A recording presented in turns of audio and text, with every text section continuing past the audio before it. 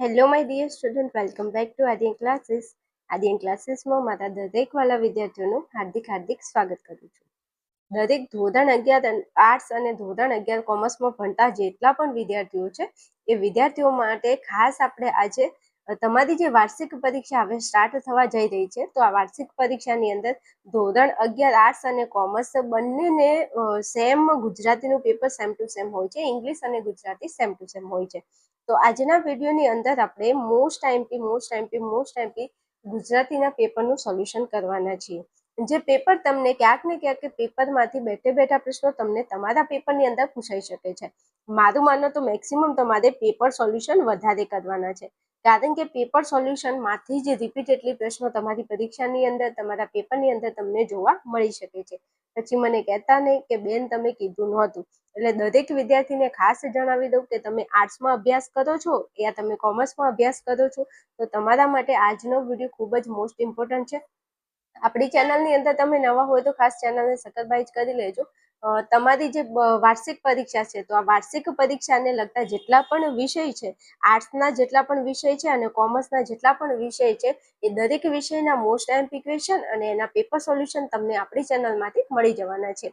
ચાલો શરૂઆત કરવી છે ગુજરાતીના મોસ્ટ આઈએમપી પેપર સોલ્યુશનની, અને વ્યાકરણ સાથે આપણે આ વિડીયોની અંદર પેપર સોલ્યુશન ગુજરાતી વિષયનું કરવાના છીએ. ચાલો આગળ વધીશું. શરૂઆત કરી દઈએ છીએ, આગળ વધીએ છીએ. મારા વાલા વિદ્યાર્થીઓ, દરેકને કહું છું ખાસ મહેરબાની કરી અને તમે ખાસ પેપર સોલ્યુશન કરશો, જેથી તમારા પેપરની અંદર બેઠા પ્રશ્નો ક્યાંક ને ક્યાંક રિપીટેડલી પૂછાય તો તમે લખી શકો છો. ચાલો વિભાગ એ ની વાત કરીએ તો વિભાગ એ આપણો પદ્ય આધારિત છે. ચલો પહેલા તમને 3 પ્રશ્નો પૂછેલા છે, જે પ્રશ્નો તમને હેતુલક્ષી ઉત્તર તમારે દેવાના છે. પ્રશ્ન નંબર આપણો 1 છે, જીણાભાઈ રત્નજી દેસાઈનું ઉપનામ જણાવો. જીણાભાઈ રત્નજી દેસાઈનું ઉપનામ કીધું છે, જવાબ આવશે સ્નેહરશ્મિ.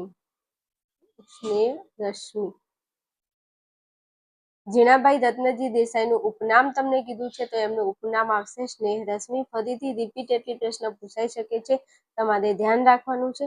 ચલો આગળ વધુ. પ્રશ્ન નંબર આપણો 2 છે, ભગવાનનો ભાગ કવિતાના કવિનું નામ જણાવો. ભગવાનનો ભાગ કવિતાના કવિનું નામ જણાવો, તો જવાબ આવશે રમેશ પારેખ. જવાબ આવશે રમેશ પારેખ. ચલો પ્રશ્ન નંબર 3, ખંડકાવ્યના પિતા તરીકે કોણ ઓળખાય છે? Most IMP 1000% most IMP question.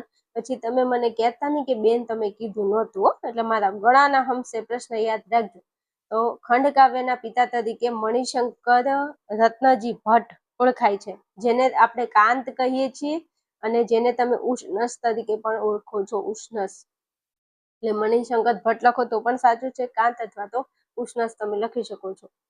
ચાલો ત્યાંથી આગળ વધું છું. પ્રશ્ન નંબર યોગ્ય વિકલ્પ પસંદ કરી અને આપણે પ્રશ્નના જવાબ આપવાના છે. પ્રશ્ન નંબર આપણો 4 છે, હાઇકુ પ્રકારની કવિતામાં કેટલા અક્ષર હોય છે? મારા વાલા, મારા કલેજા, હાઇકુ પ્રકારની કવિતામાં 17 અક્ષર હોય છે. કેટલા અક્ષર હોય છે? 17 અક્ષર હોય છે. જવાબ આવશે 17. ચલો આગળ વધુ. પ્રશ્ન 5 છે, વિષયાના પિતા કોને પત્ર મોકલે છે? તો વિષયાના પિતા કોને પત્ર મોકલે છે? મદનને પત્ર મોકલે છે. ચલો પ્રશ્ન 6, લુહારે ખીલા શું બાંધવા માટે ઘડ્યા છે? તો લુહારે ખીલા મકાનો બાંધવા માટે ઘડ્યા છે. જવાબ આવશે મકાનો. ચાલો પછી આગળ વધું છું. પછી અહીંયા આપણને કીધું છે કે નીચે આપેલા પ્રશ્નોના એક વાક્યમાં ઉત્તર આપણે આપવાના છે. પ્રશ્ન નંબર 7 છે, મોટા થયા પછી કવિને કઈ વાતનું દુઃખ છે? તો મોટા થયા પછી કવિને માના ખોળાથી દૂર જવું પડ્યું છે અથવા દૂર થવું પડ્યું છે, એનું દુઃખ છે. કોઈ પણ ઘરે દરેક દીકરાને મમ્મી જોડેથી દૂર જાય એટલે એને થોડું તો દુઃખ તો થવાનું જ છે ને. તો માના ખોળાથી દૂર જવું પડ્યું એટલે એ વાતનું એમને દુઃખ છે. ચલો પછી 8માં કીધું છે કે વિષયાએ વિષ્ણુ વિષયા કેવી રીતે કર્યું? વિષયાએ વિષ્ણુ વિષયા કેવી રીતે કર્યું? તો એને એક નેત્રમાંથી કાજળ, અહીંયા લખેલું છે કે એક નેત્રમાંથી કાજળ અને બીજા નેત્રમાંથી એને તણખલાની જેમ એને વિષ્ણુ વિષયા કર્યું હતું. ચાલો પછી આગળ વધું છું. પ્રશ્ન નંબર આપણો 9મા નંબરનો છે. અહીંયા તમને 2-3 વાક્યમાં તમારે ઉત્તર દેવાના છે, તો જરા પ્રશ્નો તમે જોઈ લેજો અને એકવાર તૈયાર કરી લેજો. 1 ગુણમાં તમને પૂછેલા છે. ચલો પછી 11મા નંબરનો પ્રશ્ન તમને સવિસ્તાર પૂછાય છે. તો 11મા નંબરનો જે પ્રશ્ન છે કે ચંદ્રહાસનું પાત્ર લેખન કરો, એ તમને તમારું જે ચેપ્ટર 3 છે એમાંથી મળી જશે, એકવાર જોઈ લેજો. અને અથવાની અંદર 11મા નંબરનો પ્રશ્ન છે, પરાજયની જીત કાવ્યના શીર્ષકની યથાર્થતા સ્પષ્ટ કરો. એ પ્રશ્ન તમને તમારું ચેપ્ટર નંબર જે 13 છે એમાંથી મળી જશે, એકવાર ચેકઆઉટ કરી લેજો. ઓકે, ચાલો ત્યાંથી આગળ વધવું છે. તો વિભાગ બી આપણો ગદ્ય આધારિત છે, તો વિભાગ બી ની અંદર સેમ પેટર્ન છે, વિભાગ એ ની જેમ જ પ્રશ્નો પૂછાય છે. તો પહેલા તમને હેતુલક્ષી 3 પ્રશ્નો પૂછેલા છે. પ્રશ્ન નંબર આપણો 12 છે, રેફરન્સ બુક પાઠનો સાહિત્ય પ્રકાર જણાવો. તો રેફરન્સ બુક પાઠનો સાહિત્ય પ્રકાર આવશે લઘુકથા. લખેલું છે જવાબ, લઘુકથા આવશે જવાબ. ચાલો પછી પ્રશ્ન નંબર 13 છે, વાત એક શાપની કૃતિના લેખકનું નામ જણાવો. તો તે આપણો જવાબ આવશે મહેશ યાજ્ઞિક. વાત એક શાપની, તમને ખબર છે ને જેઠાલાલ ને દયાની સિરિયલ તમે કદાચ જોતા હોય, તારક મહેતા કા ઉલ્ટા ચશ્મા, તો એમાં દયા કઈ થાય ને તો કેવા કેવા શાપ આપે છે. તો બસ આ શાપ એક વાતની, તો એમાં જવાબ આવશે મહેશ યાજ્ઞિક. ચલો પછી 14મા નંબરનો પ્રશ્ન છે, ચીનુ મોદીનું ઉપનામ જણાવો. ચીનુ મોદીનું ઉપનામ ઈર્ષાદ. જવાબ આવશે ઈર્ષાદ. નવા પ્રશ્નો મોસ્ટ એમપી ફરીથી રિપીટ થઈ શકે છે, જરા ધ્યાનમાં રાખજો. ચાલો ત્યાંથી આગળ વધીએ. તો યોગ્ય વિકલ્પ પસંદ કરી અને આપણે ઉત્તર દેવાનો છે. પ્રશ્ન નંબર આપણો 15 છે, ધૂળી ધર્માદાની કઈ વસ્તુ ન લેતી. ધૂળી ધર્માદાની કઈ વસ્તુ ન લેતી, તો ધૂળી ગોળ ન લેતી. ચલો પ્રશ્ન 16 છે, બિહારીની પત્નીનું નામ શું છે. તો બિહારીની પત્નીનું નામ છે ગુણિયલ. જવાબ આવશે ગુણિયલ. ચલો 17માં કીધું છે કે નીચેનામાંથી કઈ ઇન્દ્રિય ઘાણેન્દ્રિય અને કર્મેન્દ્રિય પણ કહી શકાય છે. નીચેનામાંથી કઈ ઇન્દ્રિય અને ઘાણેન્દ્રિય અને કર્મેન્દ્રિય પણ કહી શકાય છે. તો જવાબ આવશે જીભ.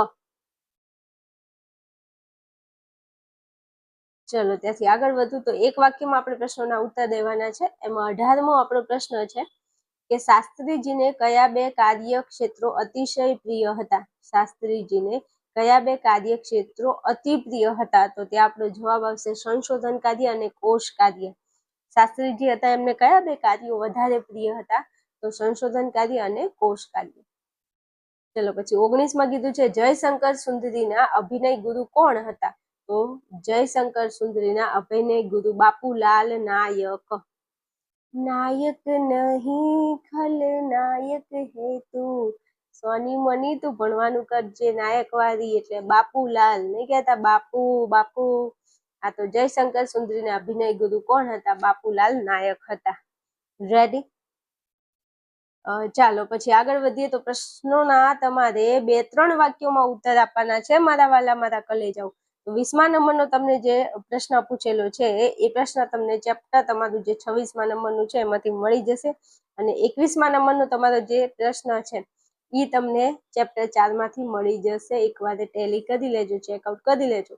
સવિસ્તાર ઉત્તરની અંદર 22મો જે પ્રશ્ન છે રેફરન્સ બુક વાળો, એ તમને તમારો જે ચેપ્ટર નંબર 24મા નંબરનું છે એમાં જોઈ લેજો. અને આ અલી રોસાનું જે પાત્રા લેખન કીધું છે એ તમને ચેપ્ટર 2 માંથી મળી જશે. એકવાર ચેકઆઉટ કરી લેજો. ઓકે, ચાલો આગળ વધુ મારા વાલા વિદ્યાર્થીઓ.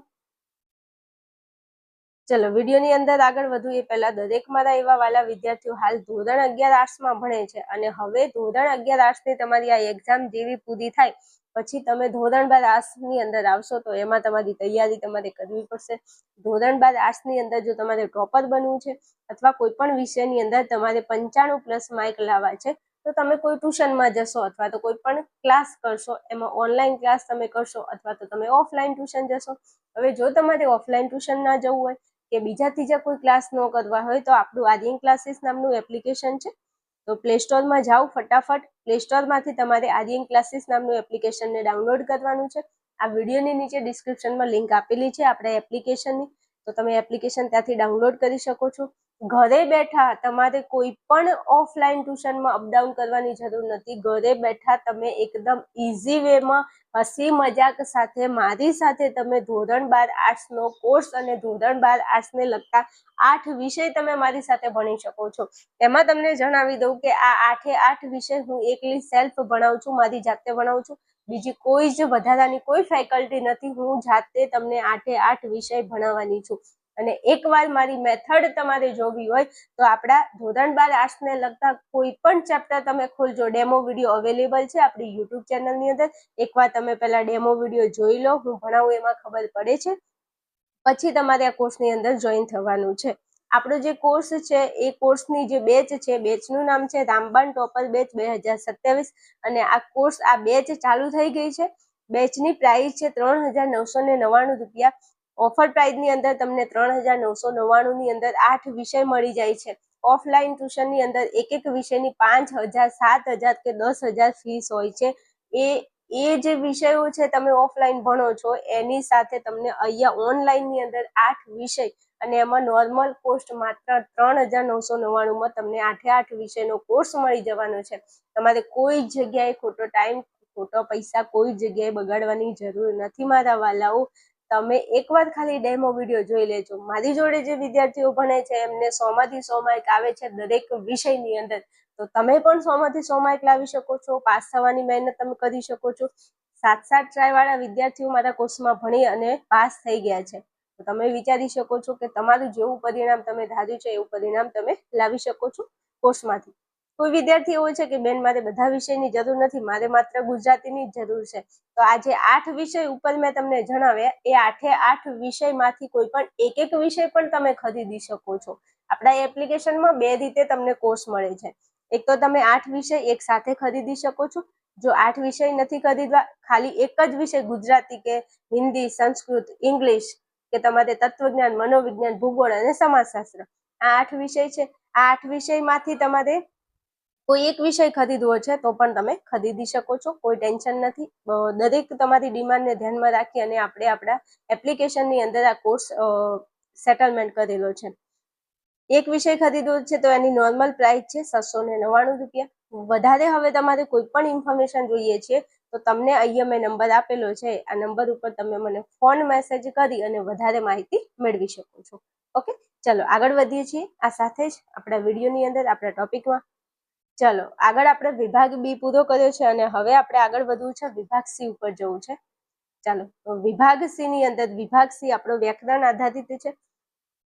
તો પહેલા તમને સમાનાર્થી શબ્દો પૂછેલા છે કે કોઈ પણ 4 સમાનાર્થી શબ્દો તમારે લખવાના છે. 23માં અચરજ. તો અચરજનું થશે આશ્ચર્ય અને નવાઈ. જે તમને આશ્ચર્ય અહીંયા આપેલું છે, અચરજ, આશ્ચર્ય અને નવાઈ. ચલો પછી 24માં કીધું છે શિખર. તો શિખરનું થશે શૃંગ અને શૃંગનું થશે ટોચ. તે શિખર, શૃંગ અને ટોચ. ચલો 25માં કીધું છે હેમ. હેમનું થશે સોનું અને સોનુંનું થશે કનક. હેમ, સોનું અને કનક. સોનું તને મારા ઉપર ભરોસો નહીં કે? ના, બિલકુલ નથી તારી ઉપર ભરોસો. હેમ, સોનું અને કનક. તું સોની મની ભણવાનું કરજે હો. ચાલો પછી 26માં કીધું છે ગરદન. ગરદન એટલે થશે બોચી અને બોચી એટલે થશે ડોક. ઘણીવાર તમે બધાને બોલતા સાંભળ્યા હશે કે હું આની બોચી મરડી નાખીશ હો. એકવાર આ સીધો નથી રહેતો, પણ આપણે ઘરે આવો વ્યવહાર કરીએ જ છીએ. આપણે ભાઈ બહેનને આવું કહેતા જ હોઈએ છીએ. અમુક તો હોય જ છે એવા નખરા વાળા. તમારા ઘરમાં તમારા ભાઈ બહેન હશે હે ને? આ તો કમેન્ટ કરજો તમે તમારે મોજથી. તો ગરદન, બોચી અને ડોક થશે. ચાલો પછી 27માં કીધું છે યોજના. તો યોજના એટલે વ્યવસ્થા અને ગોઠવણ. તો યોજના એટલે વ્યવસ્થા અને એનું થશે ગોઠવણ. આ શબ્દો છે, આમાંથી કોઈ પણ શબ્દ રિપીટ થઈ શકે છે. એટલે ખાસ તમારે પેપર સોલ્યુશન ઉપર ભાર આપવાનો છે, કારણ કે ઘણા એવા પેપર હોય છે જે બેઠા બેઠા પ્રશ્નો તમને પૂછાતા હોય છે. ચાલો પછી આગળ વધવું છે મારે ફટાફટ. તો તમને અહીંયા કીધું છે કે વાક્યોમાંથી 4 રેખાંકિત શબ્દોનો વિરોધી શબ્દ લખી અર્થ ન બદલાય એ રીતે તમારે વાક્ય ફરીથી લખવાનું છે. જેના નીચે લાઈન છે એનો વિરોધી શબ્દ લખી અને વાક્યમાં તમારે પ્રયોગ કરવાનો છે. કઈ વાંધો નહીં, ચાલો કરી લઈએ. 28મો પ્રશ્ન છે અલી મૂળ ઠોઠ શિકારી ન હતો. અલી મૂળ ઠોઠ શિકારી ન હતો. હવે ઠોઠ નીચે અંડરલાઈન આપેલી છે તો એનો મતલબ એવો છે કે ઠોઠનું વિરોધી શું થાય? તો થશે હોશિયાર. તો લખવાનું ઠોઠ એટલે હોશિયાર. તો અલી મૂળ હોશિયાર શિકારી. અહીંયા કીધું છે ઠોઠ ન હતો તો હોશિયાર હતો. અહીંયા ન હતો આવે તો તમારે એનું હકારનું નકાર ને નકારનું હકાર કરવાનું થાય. અહીંયા ન હતો તો આપણે કરવાનું છે હતો. ચાલો પછી 29માં ભજન કરે તે હારતો નથી. તો હારનું વિરોધી થશે જીત. તો ભજન કરે તે જીતે છે. અહીંયા નથી છે તો આપણે છે કરી દેવાનું. ચાલો 30માં જમકુ અને જમન કોઈની બુરાઈ ઈચ્છતા નથી. તો જમકુ અને જમન અહીંયા છે બુરાઈ. તો બુરાઈનું વિરોધી થશે સારું. તો લખવાનું જમકું અને જમન કોઈનું સારું, અહીંયા બુરાઈ છે, બુરાઈની જગ્યાએ આપણે લખવાનું સારું, સારું ઈચ્છે છે. અહીંયા બુરાઈ ઈચ્છતા નથી તો સારું ઈચ્છે છે. ચાલો પછી 31માં કીધું છે નાના ભાઈએ વિદ્યાર્થીઓ પ્રત્યે નિરાશા વ્યક્ત ન કરી. તો નિરાશાનું વિરોધી થશે આશા. તો લખવાનું નિરાશાની જગ્યાએ લખવાનું આશા વ્યક્ત અહીંયા ન કરી, આપણે લખવાનું કરી. ઓકે, ખબર પડી? ઓકે, ચાલો આગળ વધુ. 32માં વાતાવરણ હંમેશા પ્રતિકૂળ ન રહેતું. પ્રતિકૂળનું વિરોધી થશે અનુકૂળ. તો વાતાવરણ હંમેશા અનુકૂળ રહેતું, અહીંયા ન રહેતું, આપણે લખવાનું રહેતું. ઓકે, ચાલો પછી આગળ વધું છું. શબ્દ સમૂહમાંથી 4 શબ્દ સમૂહ માટે એક શબ્દ લખવાનું છે. તો 33માં કીધું છે જેનો કોઈ શત્રુ ન હોય. તો જેનો કોઈ શત્રુ ન હોય એને કહેવાય અજાત શત્રુ. પોતાની જાતનો કોઈ શત્રુ ના હોય, તો જેનો કોઈ શત્રુ ન હોય એને કહીશું અજાત શત્રુ. ચાલો પછી કીધું છે 34માં પગથી માથા સુધી. તો જવાબ આવશે નખશી, નખશીખ, નખશીખ. પગથી માથા સુધી નખશીખ પૂછાઈ શકે, આવા પ્રશ્નો પૂછાઈ શકે, ધ્યાનમાં રાખજો. ચાલો પછી 35માં કીધું છે શાકભાજી વેચનાર. તો શાકભાજી વેચનારને આપણે કહીશું કાચીયો, કહેશો કાચીયો. ચાલો પછી 36માં કીધું છે માટીની ભીતનું ઘર. માટીની ભીતનું ઘર, તો એને કહીશું ખોદડું, ખોદડું. લખજો તમારે જવાબ. ચાલો પછી 37માં કીધું છે સરખી ઉંમરનું. તો સરખી ઉંમરનું જવાબ આવશે સમવયસ્ક. જવાબ આવશે સમવયસ્ક. આવા પ્રશ્નો તમને ફરીથી રિપીટેડલી પૂછાઈ શકે છે, તૈયાર કરી લેજો ને. ચાલો પછી તળપદા શબ્દોનું શિષ્ટ રૂપ લખવાનું છે. એમાં 38માં કીધું છે ઓથ. ઓથ એટલે થશે સહારો. શું થશે? સહારો. પછી તમે લખીને હતા સૈયારા તું તો બદલા નહીં હે. એ બિચારી સહારો આપે છે હો. હા એમ. ચાલો પછી 39માં કીધું છે પોયરા. તો પોયરા એટલે થશે છોકરા. અમે કાકા બાપાના પોયરા, કંડલીઓ ખેલાડુ. તો કાકા બાપાના પોયરા, પોયરાનો મતલબ થાય છોકરા. એને આપણે બધા બોલીએ છીએ આ બધું. ચાલો પછી આગળ વધું છું. તો શબ્દોની સાચી જોડણી શોધીને લખવાની છે. એમાં 40માં કીધું છે આશીર્વાદ. આશીર્વાદ. તો આશીર્વાદ નું આવી રીતે લખાય ને, આશીર્વાદ. સાચી જોડણી છે. ચલો પછી તમને કીધું છે 41માં રિશેષ. તો રિશેષ આવી રીતે લખાય છે, રિશેષ. ચાલો પછી કીધું છે નીચે આપેલા શબ્દનો તમારે અર્થભેદ લખવાનો છે. તો 42માં કીધું છે સારું. તો સારું એટલે માટે. નહીં કહેતા હું તારા સારું કંઈક લાયો છું. સારું એટલે માટે. અને આ છે સારું. સારું એટલે ઠીક, અથવા તો સારું એટલે સરસ. નહીં કહેતા સરસ, સારું સારું એમ. સરસ. સરસ લખી શકો અને ઠીક પણ લખી શકો છો. ચાલો પછી આગળ વાત કરવી છે. 43માં કીધું છે મળવું અને મરવું. તો મળવું એટલે ભેગા થવું. મળવું નહીં કહેતા તું સાંજે મને મળજે ને. મળવું એટલે ભેગા થવું, અને મરવું એટલે મૃત્યુ પામવું, ટપકી જવું, ભગવાનને પ્યારા થઈ જવું એમ. મરવું કહેતા જાને અહીંથી ક્યાંક જઈને મરી જા ને. આમ ઘરમાં ઝઘડા ઝઘડી થાય ને એટલે આવું થાય, તું તો ચોક જઈને મરી જાય ને તો સારું એમ. આટલા હદ સુધી લોકો ઝઘડા કરે. બોલો, આવા શબ્દો બોલી દે.